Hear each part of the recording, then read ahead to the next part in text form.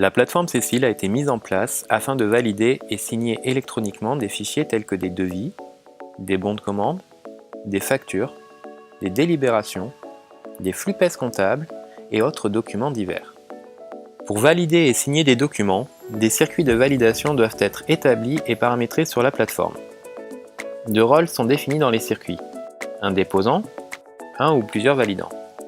Dans notre exemple, Emma est en charge de l'exécution du circuit de validation et de signature des bons de commande.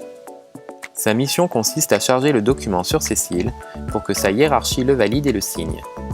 Elle est donc déposant. Benoît est chef de service et doit approuver la commande. Il est donc validant. Francis est directeur de la structure. Il doit signer le bon de commande. Il est également validant.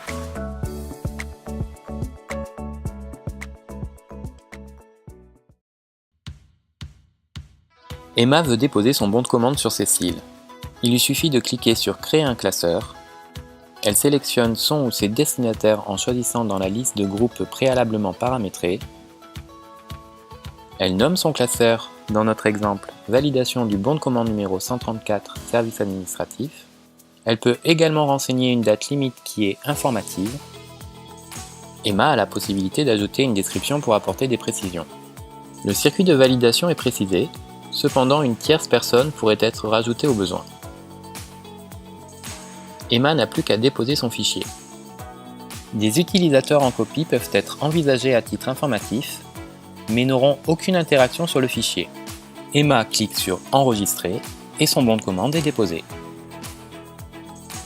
Dans un premier temps, Benoît, qui est chef de service, va être notifié par mail afin de valider le bon de commande avant la signature de la direction. Pour ce faire, il peut cliquer sur le bon de commande présent dans le tableau de bord de la page d'accueil ou le retrouver dans la liste des classeurs. Si Benoît estime que la commande est justifiée, il cliquera sur le bouton Valider et le bon de commande sera transmis à Francis. Dans le cas où il ne souhaite pas confirmer la dépense, il cliquera sur le bouton Refuser et le document sera transmis à Emma.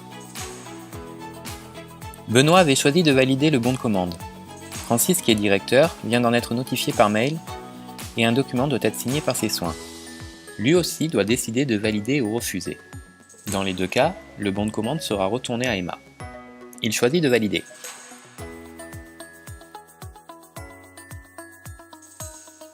Le bon de commande est revenu validé par la hiérarchie.